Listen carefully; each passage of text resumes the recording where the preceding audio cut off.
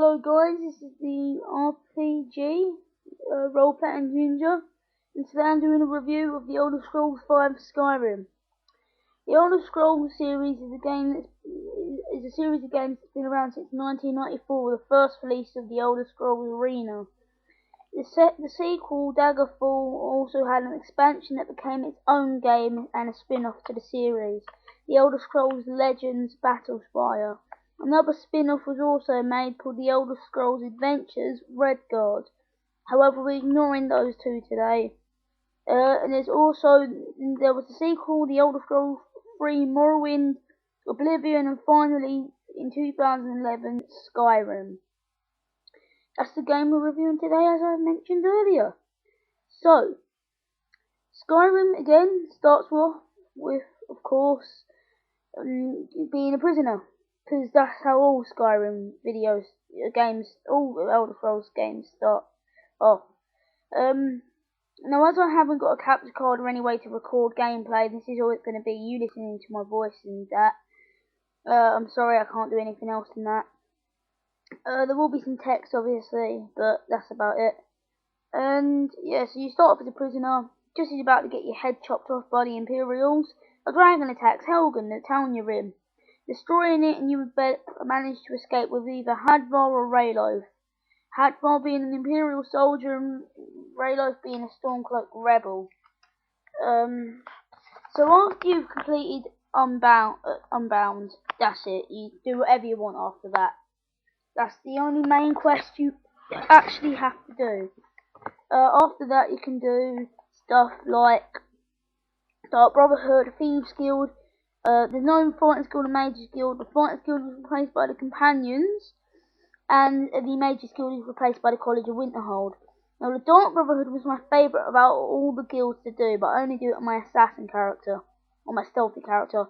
Thieves Guild was next. That was really fun as well. Then it's the Companions, which I do on my warrior class. And finally, lastly was the College of Winterhold. I found that really boring when I was playing as my mage. When I was playing as a mage on Oblivion, I found it so much fun. It really was an enjoyable experience to get out this spell and just see what it does. And also you can make your own spells. So you can make a massive fire spell that just blows everything up. Or a shock spell that also freezes them to death as well. It's just amazing what you could do with it. But now in Oblivion, the creativity we have is cooking, alchemy tables, I'll get to that in a minute, and enchantment tables. Alchemy tables is a huge downgrade to the alchemy we had in Oblivion, where you could carry around a motor and pestle, and it's optional if you wanted to, other alchemy equipment like a lemblix and etc. But now we're stuck to having to find a table when using a table, which really did get on my nerves, because I like the ability to get a motor and pestle out and just do it when I found the ingredients so they're fresh. Cooking strangely levels up our alchemy. It should have been a separate skill. It's completely useless as well, actually. I found it very pointless. I didn't like the fact that you could have the home cooked meal. If you get married, you can get your wife to make you a home cooked meal, or if you have a husband, you can get him to make you a home cooked meal. I believe. I don't know. I've never married a bloke. Yeah, you can get married in this game because, like in Oblivion, you could have friends in a way with people who have a high disposition towards you, disposition or something like that. Don't know how to pronounce it. So I just want to say I have trouble pronouncing some words. I might not say things right. Just give me a break with that, okay? Everyone's gonna make mistakes, and we learn from our mistakes. So yeah, there's a lot of things to do in Skyrim other than the quest. There's adventuring. There's going into the dungeons. There's so much content to do. There's even just laying about and going into the taverns and listening to some music while getting drunk. There's also a civil war in Skyrim at the moment between the Stormcloak rebellions led by Ulfric Stormcloak, the Jarl of Windhelm, and the Imperial Legion led by General Tullius. The rebellion is about the outlawing of Talos and how Ulfric had murdered the High King. He challenged him in fair combat, and Oh, Torig, that's it. Torig had to accept, or Ulfric would have a reason to call for another moot. And Torig was no match and was killed, because Ulfric knew the food and was even going to be a greybeard himself. But you can choose to join either side, or you can just ignore it completely. Like, you can ignore anything you want to ignore.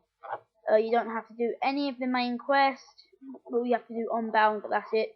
You don't have to do Companions, Maid, College of Winterhold, Thieves Guild, the Dark Brotherhood. You can even choose to destroy the Dark Brotherhood at the moment, which is actually a very nice option. You just get a lot less gold. If you destroy them, you get 3,000. If you join them, you get a lot. And I'm not just saying that, you do get a lot.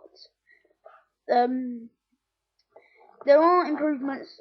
Dungeons in Oblivion, they all look alike. The forts look alike. All forts look the same. All caves look the same, etc. But now they all Skyrim. The dungeons are more unique. They have a lot of difference to them. One moment there could be a dark trap in one, and a spike trap in another. In different places, there's differences. The puzzles though in Skyrim are boring. They're all pretty much the same and very easy to get done. The combat improvements like shield bashing and the finishing moves. Problem with the finishing moves, you can't control them. They're just completely random and you don't get to choose which one you do. So you might get a really cool one and a really boring one in a fight. The swinging is more realistic now. So you're not swinging everything at the same speed. You're not swinging a warhammer as fast as you can swing a dagger with supernatural strength. No, you swing a warhammer realistically, or more realistically, not as realistic as you type. This is a big metal thing. You're not going to swing it as fast as that. Well, you might actually if you're a muscle man, but oh well.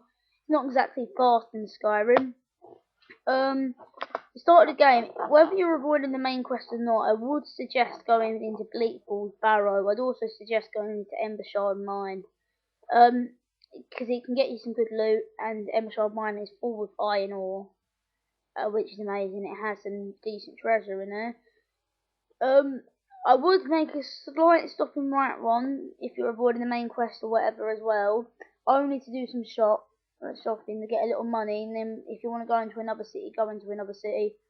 Skyrim is your path, and this is in Skyrim there's no class system. So if at one moment you're a heavily cladded warrior, you might get a change in heart and want to change into an assassin, and you can do that. Just ditch your heavy armor and get some nice light armor and start training. The problem is these skills are going to be low.